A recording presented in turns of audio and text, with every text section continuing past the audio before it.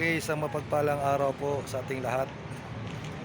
Dito po sa iyo, salamat sa Panginoon nakapasyal po ulit dito sa lugar na Plaza Epidincia sa Cebu. Isang lugar ay makasaysayan sa kwento na aking pong buhay. Ang lugar nito, dito po ako ay tambay taong 1985 hanggang 1990, no? Ang lugar ito ay makasaysayan sapagkat dito po tayo nakakuha ng mga dati mga krimen na hindi pa tayo hindi pa tayo nakakilala sa Panginoon. Okay? So dito po tayo ngayon sa lugar na si Ramon Magsaysay. Okay? Yung ating pong pinakamabait na presidente at magpagmamahal sa bansang Pilipinas, si Ramon Magsaysay, na ito po yung presidente natin po Pilipinas na crash po ang kanyang sinakyang airplane. So yan po si Ramon Magsaysay. Okay, so dito tayo ngayon. Okay, napakaganda na po ang plaza at lugar ng Cebu, Plaza Epidincia. So ito yung lugar na aking kinangisdan, lugar na kung saan ay grabe po tayo dito karahas noon. Salamat at napakaganda na rin ang lugar. At yung pong lugar na yan ating pong makikita, yun po ay custom dati. At nung panahon ni ating Pangulong Presidente Macapagal ay ginawa po niyang the Little Malacanang of Cebu. So yun ating po makikita dyan, the Little Malacanang of Cebu. So yan po.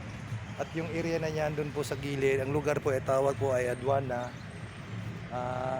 Yung pong nakikita nyo doon banda, yun po ay aking pong lugar. Kaya po may basketballan dyan.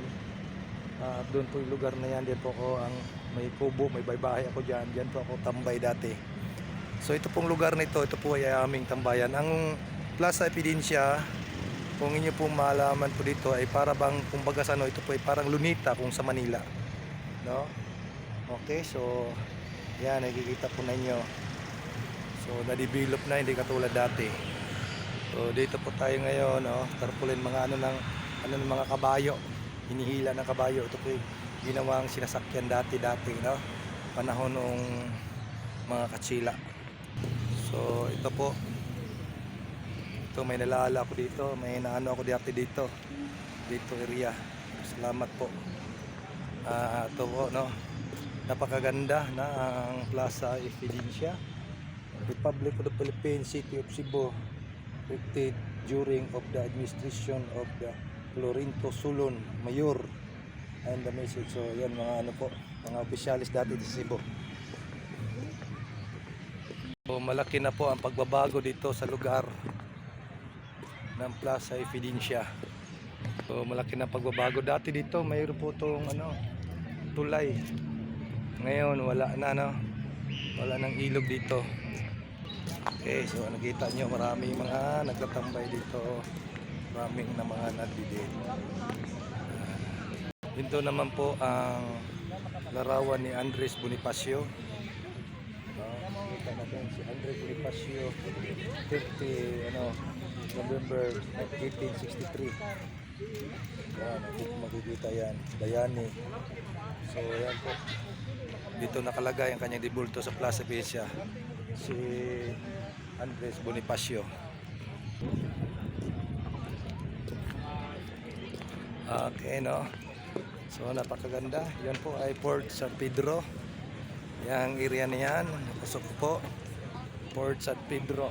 Yan po ay mga kuta ng mga panahon ng mga katsila noon. So dito po yung mga magaling na manayaw sa Cebu, yung mga kabataan. Okay, hi po kayo, hi. Panood yun sa Manila. Kita mo mga kata. Kamusta po kayo nandyan sa Manila ng aking mga kapitbahay? Yun. Okay, so yan po. Kapatid, no? Ito mga bata, hi naman kayo, hi. Dito mga taga Cebu, magagaling mananayaw mga kabataan dito. Okay. Yan. mga magaganda at mga pugi. Hey, o kaway-kaway ng mga bata. Shout out. Okay, shout out sa lahat. Gusto itong area nito, no? So, okay, so yung stage nito, ito po yung lugar na para sa probinsya dati po, ito po yung, dito po nilagay yung mga sound ng Jordan. Dito po yung area nito, dati iskitan po ito. Pero ngayon po, wala na pong iskitan. Kasi lagi po dito noon po, tuwing linggo ay mayroong saksakan, may pinapatay dito. So, yun, no? So, dito tayo nakilala na Big Wash Boy ng Cebu. So, ang tawag sa akin dati dito, Damosoy. Kasi nagtitinda tayo ng marijuana at tawag Choy, kaya tinawag tayong Damosoy. Okay, so, yun, no? Makikita niyo yung area dito. Ang Plaza Epidencia ng Cebu. Kung sa Manila pa ay Lonita. Okay. So, napakaganda po ang ira nito at salamat sa Panginoon na binigyan tayo ng isang pagkakataon na muli na makabisita, makadalaw ng isang lugar na dati ng mga kahapon. Pero salamat dahil bumalik tayo dito ay isa na po tayong binago ng ating Panginoon. So, God bless po sa mga hindi pa nakapasyal dito sa Cebu.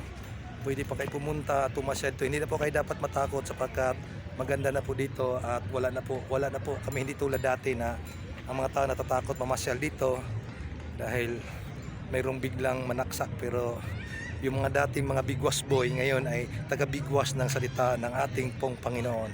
Tayo kanyang binago, hinubog at pinanday sa loob ng piitan. Yan po, rin po sa harap po ay Port San Pedro.